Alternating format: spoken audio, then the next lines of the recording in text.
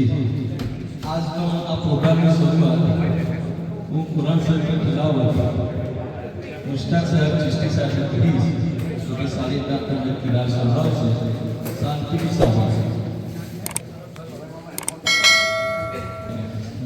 किरार पर पड़ी આપણે શુક્રિયા કરીએ હવે આજ આપણો વર્લ્ડ ભરૂચી વાળા ફેડરેશન એલએલડીનો પ્રોગ્રામ આ 7મો પ્રોગ્રામ છે તો આ પ્રોગ્રામને આપણે શરૂઆત કરીએ હવે તમને હું કહીશ કે પહેલાં ઇમ્પોર્ટન્ટ તમને સૂચનાઓ આપીશ કે અગર કોઈને પેશાબ પાણી ટોયલેટ વ્યવસ્થા લાવી હોય છે કોઈને સિગરેટ ન પીતે હોય તો આઉટસાઇડ જઈને પી શકે છે તમારા મોબાઈલ સાયલન્ટ રાખવા અગર અર્જન્ટ હોય તો થઈ શકો છો અને ચોથી વાત તમારા ગુજારિશ છે કે જ્યારે બી વક્તા બોલે પ્લીઝ શાંતિથી સાંભળો એટલે સમજો આપણી પાસે બહુ જ અમૂલ્ય એવા વક્તાઓ આવ્યા છે તો આપણે આગળ વાત કરીએ તો આજે હું સૌપ્રથમ તમે મહેમાનોની ઓળખ આપીશ સૌપ્રથમ આપણા મહેમાન છે આદમ સાહેબ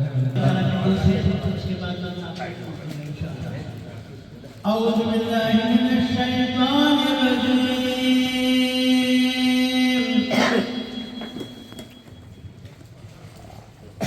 بسم الله الرحمن الرحيم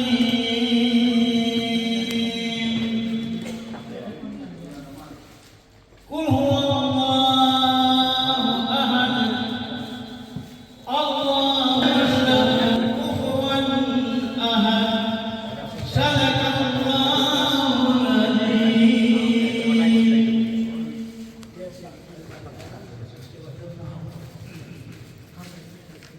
खुदा करीम जिसे चाहे मोहतरम कर दे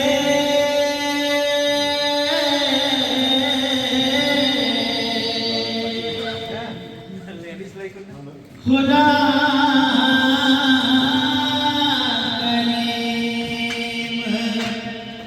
जिसे चाहे मोहतरम कर दे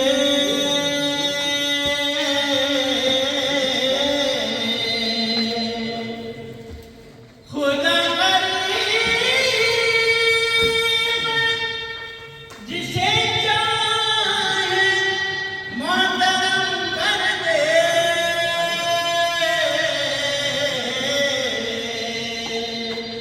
मगर सर अपना खुद ही कर दे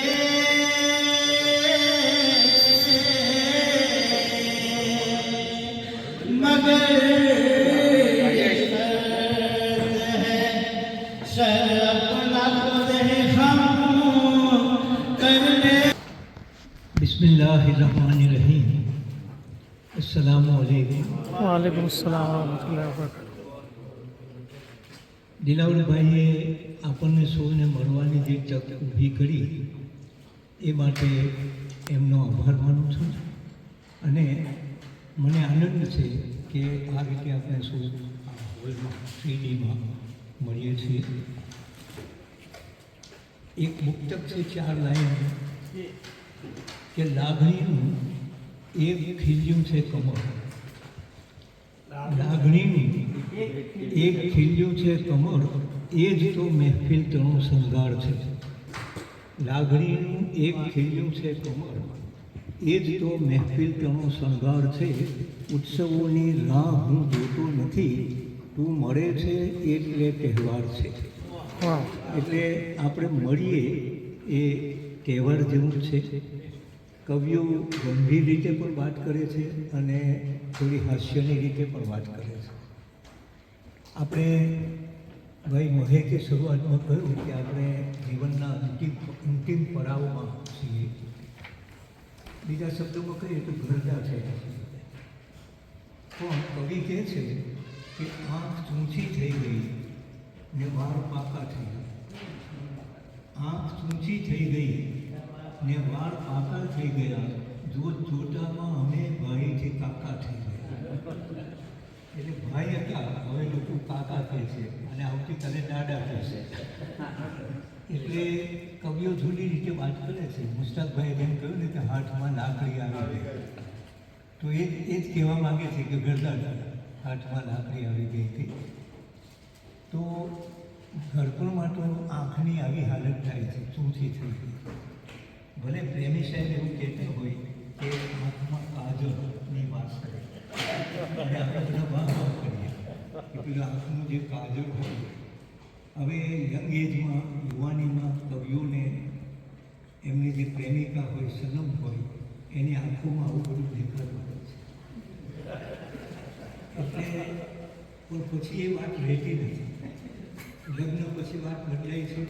પ્રથમ આંખો તમારી ઠીક લાગી, પ્રથમ આંખો તમારી ઠીક લાગી, તમારા સમ પછી બહુ બીક લાગી. એટલે આ ક્યારે બદલાય એ કંઈ કહેવાય નહીં. એક નસરુદ્દીનની વાત એવું આવે છે કે એકવાર એનો ભલેરો ખોવાય નસરુદ્દીન. એટલે એ લાકડી લઈ અને ગામમાં શોધવાની. ઉનાળાનો દિવસ, ગરમી પડે અને બધાને પૂછે કે ભાઈ મારો ભલેરો કંઈ ગયો છે, ગજેરો ગયો છે. તો શોધતા શોધતા પછી એણે કંઈ એક ઝાડ જોયું. એટલે એણે કહ્યું કે હું આ ઝાડ ઉપર ચડી અને આસપાસ જરા નજર કરું તો હશે તો દેખાશે. એટલે એ ઝાડ ઉપર ચડ્યો નસરુદ્દીન.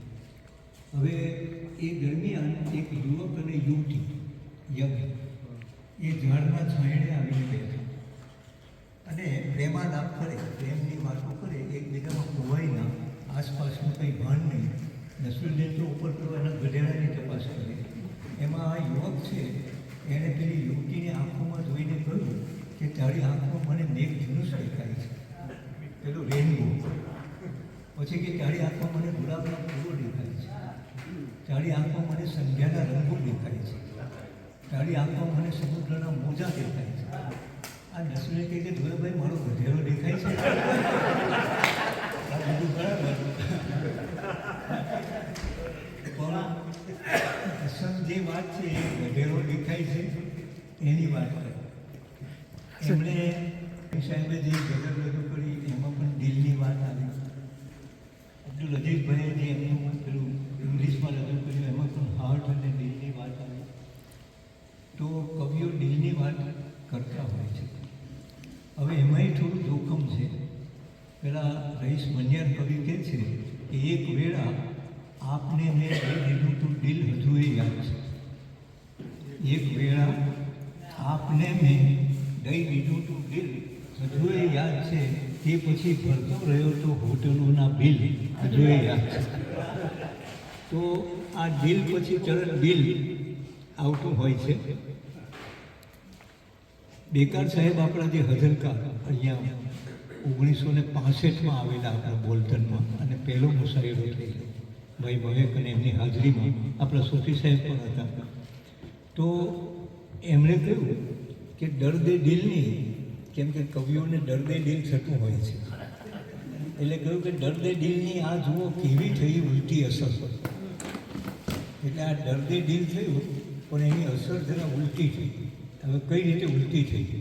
ઓપોઝિટ એની અસર થઈ કે દર્દે દિલની આ જુઓ કેવી થઈ ઉલટી અસર. લૈલાને બદલે અહીં આવી છે લૈલાની મધર. હવે લૈલા માંગી અને આવી ગઈ લૈલાની મધર, એટલે સાસુમાં આવી ગયા. અને સાસુમાં આવે એટલે થોડા પ્રોબ્લેમ્સ થાય. આ નસરુદ્દીનના જે સાસુ છે મધર એ વારંવાર એમને ત્યાં મહેમાન બનીને આવે. હવે નસરુદ્દીનને ગમે તો નહીં તો કંઈ બોલાય નહીં, કેમ કે એમના પત્નીના માં એટલે કંઈ બોલાય નહીં. એટલે હમણાં ગયેલા અને વીક પછી પાછા કંઈ ફરી આવ્યા.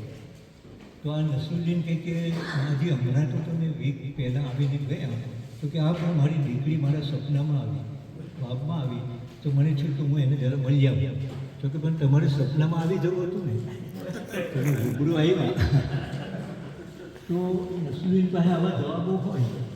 હવે 8-10 દિવસ રોકાયા, આ ભાઈ કામે જાય એટલે સાંજે 5 વાગે કામ પરથી થાકી અને ઘેર આવ્યા ત્યારે એમના પત્નીએ કહ્યું કે આજે તો એવું થયું કે માજી છે ને એ શહેરમાં ઘૂસી ગઈ. એટલે નસુએ કહે કે શું થયું કંઈ થયું? એમને કંઈ રસ પડે નહીં પણ કંઈ પૂછવું પડ્યું કે કંઈ થયું તો કે માજી આ સોફા ઉપર બેસે છે અને પાછળ દિવાલ અને દિવાલ ઉપર મોટું ઘડિયાળ દિવાલનું ઘડિયાળ જૂના મોડેલ વજનવાળું ભારી ઘડિયાળ એ દિવાલ ઉપર તો કે માજી છે ને એ પાણી પીવા ઉઠ્યા એટલામાં જ આ ઘડિયાળ નીચે પડી ગઈ જોરથી. એ શહેરમાં બધું પાણી પીવા ઉઠે ને બેસી ગયા. હવે એ ઘડિયાળ ત્યાં પડેલું નીચે પાસે ફ્લોર. તો નસરુદ્દીન એ ઘડિયાળ પાસે ગયા.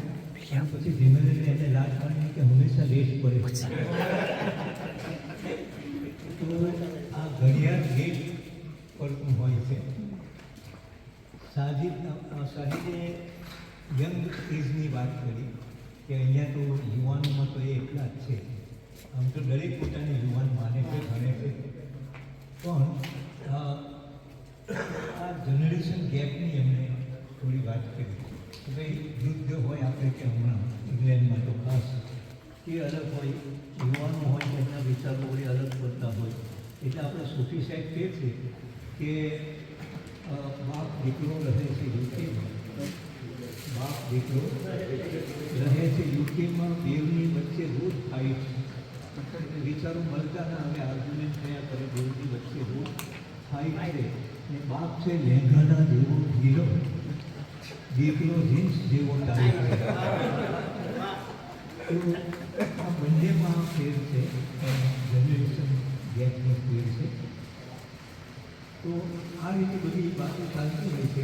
મુસ્તાકભાઈએ જે પેલું લાકડી આવી બીજી વાત કરી એમાં બેન અને છોકરાને પરણાવવા તૈયાર છે. હવે આ પરણવાનું એ જરા મુશ્કેલ છે. પરણવાની જે વાત આવે છે એટલે રવીશ બંડિયાર નામના એક વિગતકાર સુરતના આપણા ડૉક્ટર રવીશ બંડિયાર, તો એમણે સુરતી બોડીમાં થોડી પંક્તિઓ લખી છે અને એમાં પરણવાની વાત કરી છે. અને એમના પડોશમાં એક હવેલી અને અગાસી, એ હવેલીને અને એ પૈસાવાળો માણસ. હવે નસરુદ્દીન તો ગરીબ માણસ, પણ એ દરરોજ ત્યાં વાડામાં મસલ્લો બિછાવી અને નમાઝ પઢે મગરીબની. અને નમાઝ પઢીને પછી આંખો મીચી અને હાથ ઉઠાવી અને મોટેથી દુઆ માગે કે યા અલ્લાહ પાક તું મને 100 અશરફી આપી દે બસ, તો મારું બધું કામ થઈ જશે. હું વધારે માગતો નથી, 100 અશરફી તું મને આપ.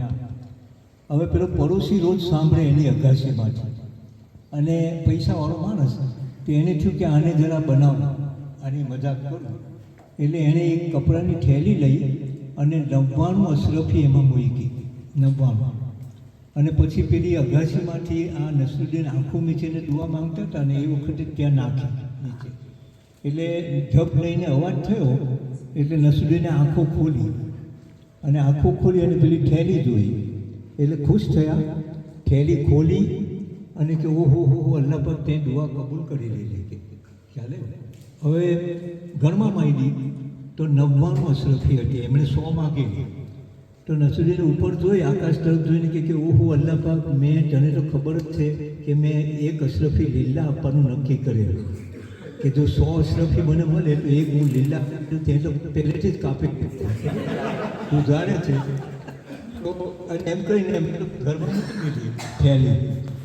હવે બીજે દિવસે પેલો પડોશી છે તે કે નસરુદ્દીન એ તો મજાક કરેલી, અને તો કે ના હોય, મારી દુઆ કબૂલ થઈ ગઈ. નસરુદ્દીન કે અને આ પણ કે તે તો 100 માગેલી, આ તો 99 છે. તો કે હા પણ એ તો મેં નક્કી કરેલું કે એક હું ખેરાત કરી આપીશ, એટલે 99 એમ કે. તો પછી એ તો મારી જ છે, 99 છે.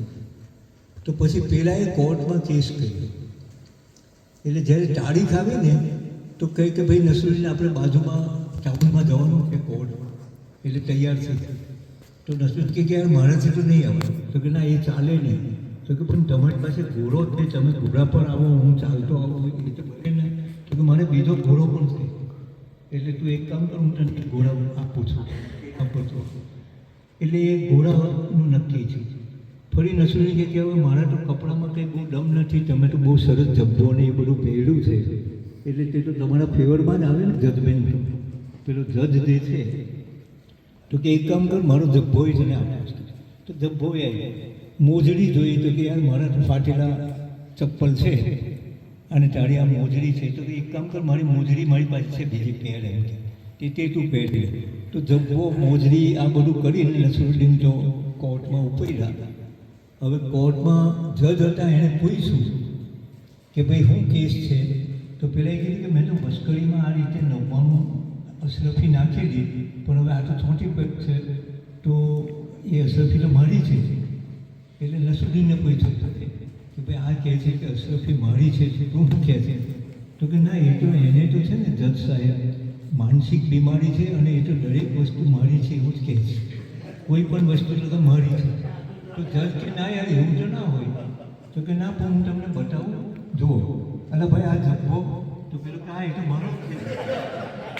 તો કે ભાઈ આ પાઘડી જે છે, તો કે આ પાઘડી મારી જ છે. તો કે આ મોજડી, તો કે મોજડી મારી છે. તો જજ બી પેલો જોયા કરે, તો કીધું કે આટલી નહીં, એટલે હમણાં ઘોડાનું પૂછશો તો કહે કે મારો જ છે. તો પછી ઘોડાનું પેલા કીધું કે મારો છે, એટલે એને તું જુઠ્ઠો છે ભાઈ, એને તો દરેક વસ્તુ તારી જ લાગે છે. એટલે નસરુદ્દીન છે ને આ રીતે બધા જવાબો બરાબર રીતે શોધી કરે. ઘણી બધી એમની વાતો છે, ની વાતો પણ એ હસતા હસતા એ આખી વાત કરે અને એને કારણે પેલું આપણને એમની વાતો જેવી ગમે. તો ઇન્શાલ્લાહ ફરી પાછી કંઈ જો તક મળશે તો આપણે એમની વધારે વાતો કરીશું. એમનું કહેવું એવું હતું કે જ્યાં કંઈ મારી વાત નીકળે ત્યાં 7 વાતો તો તમારે કરવી જ પડે, મિનિમમ, ઓછામાં ઓછી. તો આપણે 7 કરતાં વધારે થઈ ગઈ. ફરી ઇન્શાલ્લાહ બધા દુઆ કરો. પગે ભાગી. હવે આ હું નીકળી જાય તો પછી કંઈ પ્રોબ્લેમ રહેતો નથી. આ જે આઈ જે છે, ઈગો જે છે, અહમ જે છે, એ જો નીકળી જાય તો પછી કંઈ રહેતો નથી. છોકરા પેલો ફૂટબોલથી રમતો હતો એમના ગામમાં, અને પછી એક દડો મારે, આમ જાય, કેમ જાય, એ તે લાટો મારે, કિક મારે, તો એ બોલ છે એ નસરુદ્દીન પાસે જઈને તો સુખી હતા. એટલે બોલે કહ્યું કે યાર આ બધા મને સવારથી લાટો માર કરે છે, તો તમે કાંઈ મારશો? તો નજર કહે ના, હું નહીં મારતું, ગભરાના. તો કે પણ તમે મને સમજાવો કે આ બધા મને લાટો કેમ માર કરે? તો નજર કહે એ તો બહુ સહેજ છે, સિમ્પલ છે. ત્યારે હવા ભરે ને એટલે લાટો હવા નીકળી જાય તો પછી કોઈ લાટ મારે નહીં. તો ફૂટબોલમાં જો હવા ના હોય, એવું માણસમાં જો હવા ના હોય તો પછી કંઈ લાટ ખાવા નથી. એ બહુ સરસ રીતે એ છે ને આ રીતે સમજાવે. વળી એમને કંઈ આ જે આપણે દિલાવરભાઈએ જે મોટી મોટી વાતો કરી ને ટીચરને, પ્રોફેસરને વગેરે, તો હવે ટીચરનું આપણા સમાજમાં કંઈ બહુ મોટું સ્થાન નથી.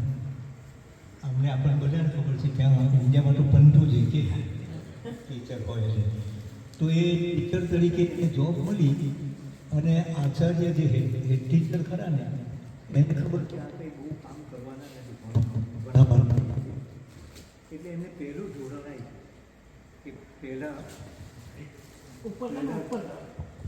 હલો પહેલું ધોરણ તમે ભણાવજો. હવે 4-5 મહિના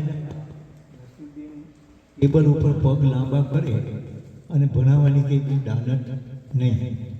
એમાં કોઈ એજ્યુકેટેડ વાલી હશે, એજ્યુકેટેડ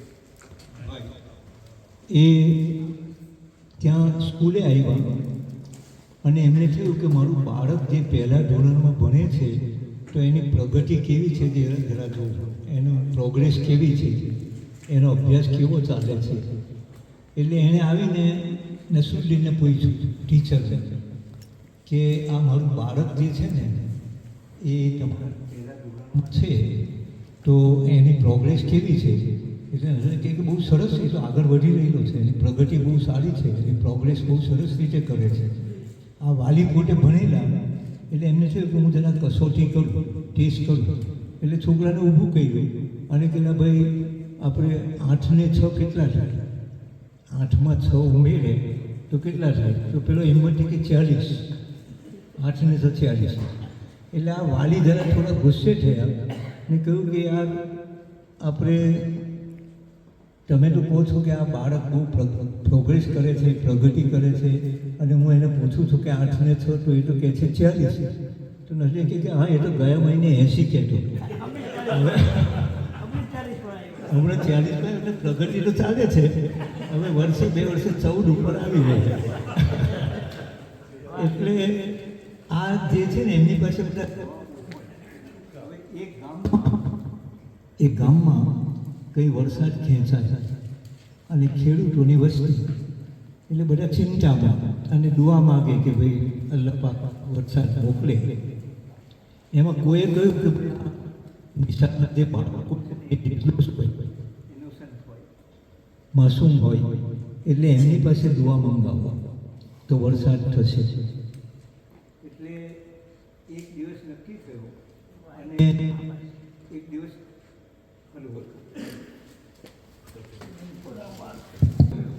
અને નક્કી થયું કે ભાઈ આ બાળકોને કબ્રસ્તાનમાં લઈ જવાના અને એમની પાસે કબ્રસ્તાનમાં દુઆ મંગાવો. એટલે એમની દુઆ ત્યાં કબૂલ થાય. એટલે જે દિવસ નક્કી કરેલો ને એ દિવસે ટીચરો, માસ્ટરો જે હતા, શિક્ષકો, એમણે આ બાળકોને લાઈન બંધ કબ્રસ્તાનમાં લઈ જતા હતા. તો રસ્તામાં નસરુદ્દીને જોયું એટલે પેલા શિક્ષકને પૂછ્યું કે આમને ક્યાં લઈ જાઓ આ છોકરાઓને? એટલે શિક્ષકે કહ્યું કે આ વરસાદ ખેંચાયો છે અને આ છોકરાઓ પાસે દુઆ મંગાવવાની છે. છોકરાઓ માસૂમ કહેવાય, બાળક કહેવાય, નિર્દોષ કહેવાય, એટલે એમની દુઆ અલ્લાહ પાક સાંભળશે, કબૂલ કરશે અને વરસાદ થશે. એટલે નસરુદ્દીન પેલા માસ્ટરને કહે કે જો છોકરાઓની દુઆ અલ્લાહ પાક સાંભળતો હોય તો એક પણ માસ્ટર જીવતો ના હોય. એટલે છોકરાઓ કેવી દુઆ માગે એ એમને નસરુદ્દીને વાત કરી. તો આવી ઘણી બધી વાતો એમની છે. છેલ્લી એક વાત કરી લઉં પછી હું પૂરું કરું. એ મારે લગ્ન કરવું છે ત્યારે શું સલાહ છે? હવે આમ તો આ બાબતમાં કોઈની સલાહ માનતું નથી, પણ એને એમ કે પૂછે જોઈએ. તો પછી પેલો ફ્રેન્ડ એને કહે છે કે તું હા કર સુરતી બોલીમાં કીધું પન્નીને પહોંચાય તો કહેતો નહીં. પરણ્યા પછી, લગ્ન કર્યા પછી જો પછતાય તો કહેતો નહીં. એટલે આવીને ફરિયાદ ના કરતો. પન્નીને પહોંચાય તો કહેતો નહીં ને વાહન જો અડડાય તો કહેતો નહીં. અને વાસણ પરણ્યા પછી, લગ્ન પછી વાસણ થાય તો કહેતો નહીં. પછી કહે છે કે હમણાં તો કહેતો છે, પાપડ પણ ઉચકી લો. લગ્ન પહેલાં એને એવું થાય કે તેને પાપડ પણ ઉચકી લો, પછી માથે ચડી જાય તો કહેતો નહીં. એટલે આ જે પ્રવાસ છે એ પાપડને અટકવાનો નથી, એ પછી માથે ચડી જાય તો કહેતો નહીં. અને એની આંખમાં દેખે છે પંખીના ટોળા. જેમ આગળ વાત કરી ને આપણા પ્રેમી સાહેબે, એની આંખમાં દેખે છે પંખીના ટોળા, પછી દોડાઓ દેખાય તો કહેતો નહીં. એટલે લગ્ન પછી એ ટોળા રહેવાના નથી, પંખી ઉડી જશે અને દોડા દેખાય તો કહેતો નહીં. અને હમ તુમ ઓર તન્હાઈ બધું ઠીક છે મારા ભાઈ. હમ તુમ ઓર તન્હાઈ બધું ઠીક છે મારા ભાઈ. છોકરા ટોટિયામાં અટવાય તો કહેતો નહીં. પછી કંઈ હમ તુમ રહેવાનું નથી. 8-10ની પલટન થાય અને એ ટાંટિયામાં અટવાય તો કહે છે કે તું કહેતો નહીં. અને હમણાં તો લાગે પ્રેમ રેશમની દોરી. હમણાં તો લાગે પ્રેમ રેશમની દોરી, પછી ત્યાં લુગડા જો હૂકવાય તો કહેતો નહીં. એટલે આ દોરી રેશમની રહેતી નથી અને એના ઉપર પેલા લુગડા પછી સુકવવાના હોય છે. તો કવિઓ આ રીતે વાત કરે છે.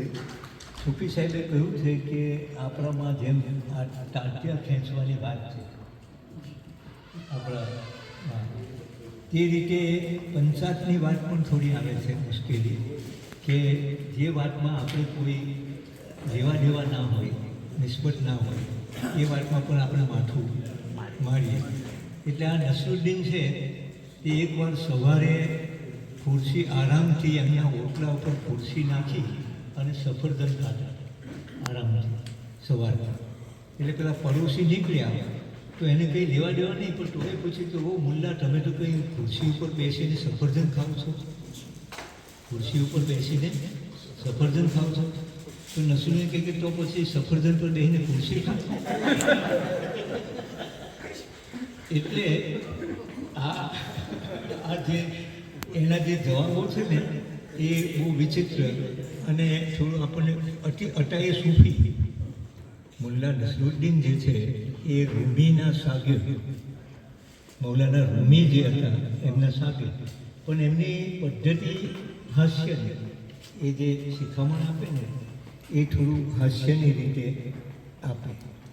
એટલે માણસને ઓળખવાની એમણે વાત કરી તો એમના લગ્ન થયા, શાદી થઈ, અને બીજે દિવસે એ આરામથી હિંચકા ઉપર બેઠે. એમના પત્ની છે નીચે બેઠેલા, અને એમના પત્નીએ બધા ભેટ જે આવેલી, ભેટમાં જે વસ્તુઓ આવેલી એ કાઢી અને એક પછી એક બતાવતા હતા. એને બહુ ઇન્ટરેસ્ટ પડે નહીં, પણ કે હા બહુ સરસ એવું કરે. એમાં પછી એમણે એક વીંટી કાઢી અને બતાવી કે આ વીંટી જુઓ, મારા કાકી આવી મોટી વીંટી. એટલે નસરુદ્દીન દુઃખી કે અસલ સોનાની નથી, આ વીંટી અસલ સોનાની નથી.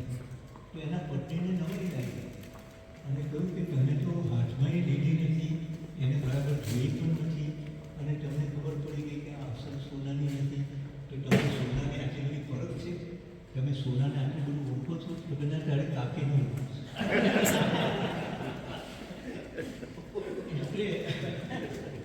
એટલે એમાં સોનાને ઓળખવાની વાત નથી, પણ તારી કાકીને ઓળખો છો. એટલે એની જે અમુક પદ્ધતિ એ જુદી રીતે, એ બરાબર પાઘડી સરસ રીતે પહેરે, જબ્બો પહેરે, અને આમ લાગે કે કોઈ વિદ્વાન માણસ છે, અને ફરે ગામમાં આરામથી રહે. હવે એવામાં કોઈ ખેડૂત ભાઈ હશે ગામમાં, એના ઘરે કંઈ અરબીમાં કાગળ આવી લેટર, એરેબિક. હવે એનું તો વંચાઈ નહીં, આવડે નહીં, એટલે પછી એ નસરુદ્દીન પાસે ગયો. નસરુદ્દીન કહે કે આ કાગળ અરબીમાં છે તો મને વાંચી નથી. નસરુદ્દીન કહે કે મને તો અરબી આવડતું નથી, મને અરબી આવડતું નથી. એટલે ખેડૂત જરા ગુસ્સે છે કે આટલો મોટો પાઘડો બાંધ્યો છે ને અરબી નથી, પાઘડી પહેરી. એટલે નસરુદ્દીન તરત પોતાની પાઘડી હતી તે લઈને એ ખેડૂતના માથા પર મૂકી દીધી અને એને કાગળ આપીને કે લે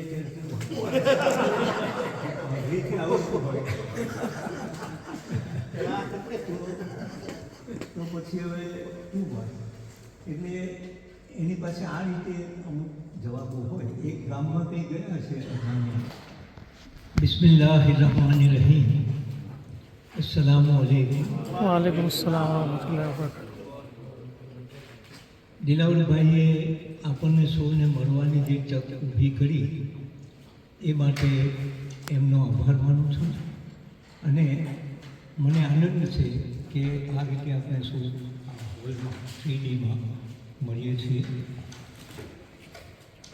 એક મુક્તક છે 4 લાઈન કે લાગણીનું એક ખીલ્યું છે કમળ, લાગણીનું એક ખીલ્યું છે કમળ, એ જ તો મહેફિલ તણો શણગાર છે. લાગણીનું એક ખીલ્યું છે કમળ, એ જ તો મહેફિલ તણો શણગાર છે. ઉત્સવોની રાહ હું જોતો નથી, તું મળે છે એટલે તહેવાર છે. વાહ. એટલે આપણે મળીએ એ તહેવાર જેવું છે. કવિઓ ગંભીર રીતે પણ વાત કરે છે અને થોડી હાસ્યની રીતે પણ વાત કરે છે. આપણે ભાઈ મહેકે શરૂઆતમાં કહ્યું કે આપણે જીવનના અંતિમ પડાવમાં છીએ. બીજા શબ્દોમાં કહીએ તો ઘરડા છે. પણ કવિ કહે છે કે આંખ ઊંચી થઈ ગઈ ને વાળ પાકા થઈ ગયા. આંખ ઊંચી થઈ ગઈ ને વાળ પાકા થઈ ગયા, જોતામાં અમે ભાઈથી કાકા થઈ ગયા. એટલે ભાઈ હતા, હવે લોકો કાકા કહે છે અને આવતા આવતીકાલે દાડા કહેશે. એટલે કવિઓ જુદી રીતે વાત કરે છે. મુસ્તાકભાઈએ જેમ કહ્યું ને કે હાથમાં લાકડી આવી ગઈ, તો એ જ કહેવા માંગે છે કે ગરદા હાથમાં લાકડી આવી ગઈ હતી. તો ઘડપણમાં તો આંખની આવી હાલત થાય છે, ચૂંચી થઈ ગઈ.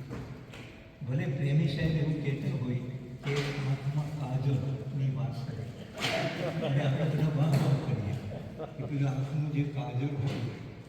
હવે યંગ એજમાં, યુવાનીમાં કવિઓને એમની જે પ્રેમિકા હોય, સનમ હોય, એની આંખોમાં આવું બધું દેખાતું હોય છે. એટલે પણ પછી એ વાત રહેતી નથી. લગ્ન પછી વાત બદલાય છે. પ્રથમ આંખો તમારી ઠીક લાગી, પ્રથમ આંખો તમારી ઠીક લાગી, તમારા સમ પછી બહુ બીક લાગી. એટલે આ આંખ ક્યારે બદલાય એ કંઈ કહેવાય નહીં. એક નસરુદ્દીનની વાત એવું આવે છે કે એકવાર એનો ભજેરો ખોવાઈ નસરુદ્દીન. એટલે એ લાકડી લઈ અને ગામમાં શોધવાની. ઉનાળાનો દિવસ, ગરમી પડે અને બધાને પૂછે કે ભાઈ મારો ભજેરો કંઈ ગયો છે, ભજેરો ગયો છે. તો શોધતા શોધતા પછી એને કંઈક એક ઝાડ જોયું. એટલે એમ થયું કે હું આ ઝાડ ઉપર ચડી અને આસપાસ જરા નજર કરું તો હશે તો દેખાશે. એટલે એ ઝાડ ઉપર ચડી નસરુદ્દીન. હવે એ દરમિયાન એક યુવક અને યુવતી યંગ એ ઝાડના છાંયડે આવીને બેઠા અને પ્રેમાલાપ કરે, પ્રેમની વાતો કરે, એકબીજામાં ખોવાઈ ના, આસપાસનું કંઈ ભાન નહીં. નસરુદ્દીન તો ઉપર કરવાના ગધેડાની તપાસ કરે. એમાં આ યુવક છે એણે પેલી યુવતીની આંખોમાં જોઈને કહ્યું કે તારી આંખમાં મને મેઘધનુષ દેખાય છે, પેલું રેનબો. પછી કે તારી આંખમાં મને ગુલાબના ફૂલો દેખાય છે, તારી આંખમાં મને સંધ્યાના રંગો દેખાય છે, તારી આંખમાં મને સમુદ્રના મોજા દેખાય છે. આ નસરુદ્દીન કહે છે ધોળાભાઈ મારો ગધેડો દેખાય છે. આ બધું બરાબર, પણ અસલ જે વાત છે એ ગધેડો દેખાય છે એની વાત કરે. એમણે સાહેબે જે ગઝલ રજૂ કરી એમાં પણ દિલની વાત આવી. અબ્દુલ અજીઝભાઈએ જે એમનું પેલું ઇંગ્લિશમાં રજૂ કર્યું એમાં પણ હાર્ટ અને દિલની વાત આવી. તો કવિઓ દિલની વાત કરતા હોય છે. હવે એમાંય થોડું જોખમ છે. પેલા રઈસ મનિયાર કવિ કહે છે કે એક વેળા આપને મેં દઈ દીધું તું દિલ હજુ એ યાદ છે. એક વેળા આપને મેં દઈ દીધું તું દિલ હજુ એ યાદ છે. તે પછી ભરતો રહ્યો તો હોટલોના બિલ હજુ એ યાદ છે. તો આ દિલ પછી તરત બિલ આવતું હોય છે. બેકાર સાહેબ આપણા જે હજલકાર અહીંયા 1965માં આવેલા આપણા બોલ્ટનમાં, અને પહેલો મુશાયરો થયેલો ભાઈ મહેક અને એમની હાજરીમાં આપણા સૂફી સાહેબ પણ હતા. તો એમણે કહ્યું કે દર્દે દિલની, કેમ કે કવિઓને દર્દે દિલ થતું હોય છે, એટલે કહ્યું કે દર્દે દિલની આ જુઓ કેવી થઈ ઉલટી અસર. એટલે આ દર્દે દિલ થયું પણ એની અસર જરા ઉલટી થઈ. હવે કઈ રીતે ઉલટી થઈ? ઓપોઝિટ એની અસર થઈ કે દર્દે દિલની આ જુઓ કેવી થઈ ઉલટી અસર. લૈલાને બદલે અહીં આવી છે લૈલાની મધર. હવે લૈલા માંગી અને આવી ગઈ લૈલાની મધર, એટલે સાસુમાં આવી ગયા. અને એ સાસુમાં આવે એટલે થોડા પ્રોબ્લેમ્સ થાય. આ નસરુદ્દીનના જે સાસુ છે મધર ઇન લો, એ વારંવાર એમને ત્યાં મહેમાન બનીને આવે. હવે નસરુદ્દીનને ગમે તો નહીં, તો કંઈ બોલાય નહીં, કેમ કે એમના પત્નીના માં, એટલે કંઈ બોલાય નહીં. એટલે હમણાં ગયેલા અને વીક પછી પાછા કંઈ ફરી આવ્યા. તો આ નસરુદ્દીન કહે કે માજી હમણાં તો તમે વીક પહેલાં આવીને ગયા, તો કે આ પણ મારી દીકરી મારા સપનામાં આવી, બાપમાં આવી, તો મને થયું તો હું એને જરા મળી આવ્યા. તો કે પણ તમારે સપનામાં આવી જવું હતું ને, તો રૂબરૂ આવ્યા. તો નસરુદ્દીન પાસે આવા જવાબો હોય. હવે 8-10 દિવસ રોકાયા. આ ભાઈ કામે જાય એટલે સાંજે 5 વાગે કામ પરથી થાકી અને ઘેર આવ્યા ત્યારે એમના પત્નીએ કહ્યું કે આજે તો એવું થયું કે માજી છે ને એ શહેરમાં ઘૂસી ગયો. એટલે નસુએ કે શું થયું કંઈ થયું એમને કંઈ રસ પડે નહીં પણ કંઈ પૂછવું પડ્યું કે કંઈ થયું તો કે માજી આ સોફા ઉપર બેસે છે અને પાછળ દિવાલ અને દિવાલ ઉપર મોટું ઘડિયાળ દિવાલનું ઘડિયાળ જૂના મોડેલનું વજનવાળું ભારી ઘડિયાળ એ દિવાલ ઉપર તો કે માજી છે ને એ પાણી પીવા ઉઠ્યા એટલામાં જ આ ઘડિયાળ નીચે પડી જોરથી અને શહેરમાં બધું પાણી પીવા ઉઠે ને બેસી ગયા. હવે ઘડિયાળ ત્યાં પડેલું નીચે પાસે ફ્લોર તો નસરુદ્દીન એ ઘડિયાળ પાસે ગયા પછી ધીમે ધીમે એને લાજ પાડી કે હંમેશા લેટ પડે તો આ ઘડિયાળ લેટ પડતું હોય છે. સાહિદે યંગ એજની વાત કરી કે અહીંયા તો યુવાનોમાં તો એ એકલા જ છે. આમ તો દરેક પોતાને યુવાન માને છે ગણે છે પણ આ જનરેશન ગેપની એમણે થોડી વાત કરી કે ભાઈ યુદ્ધ હોય આપણે કે હમણાં ઇંગ્લેન્ડમાં તો ખાસ એ અલગ હોય, યુવાનો હોય તેમના વિચારો વળી અલગ પડતા હોય. એટલે આપણા સૂફી સાહેબ કહે છે કે બાપ દીકરો રહે છે યુકેમાં, બાપ દીકરો રહે છે યુકેમાં, બેવની વચ્ચે રોજ ફાઇટ છે. વિચારો મળતા ના હવે આર્ગ્યુમેન્ટ થયા કરે, બેવની વચ્ચે રોજ ફાઇટ છે. ને બાપ છે લેંઘાના જેવો હીરો, દીકરો જીન્સ જેવો ટાઈટ છે. તો આ બંનેમાં ફેર છે, જનરેશન ગેપનો ફેર છે. તો આ રીતે બધી વાતો ચાલતી હોય છે. મુસ્તાકભાઈએ જે બધું લાકડી હાથમાં આવી એની વાત કરી એમાં બેન અને છોકરાને પરણાવવા તૈયાર છે. હવે આ પરણવાનું એ જરા મુશ્કેલ છે. પરણવાની જે વાત આવે છે એટલે રહીશ મહિયાર નામના એક ગજબકાર સુરતના આપણા ડૉક્ટર રહીશ મહિયાર, તો એમણે સુરતી બોડીમાં થોડી પંક્તિઓ લખી છે અને એમાં પરણવાની વાત કરી.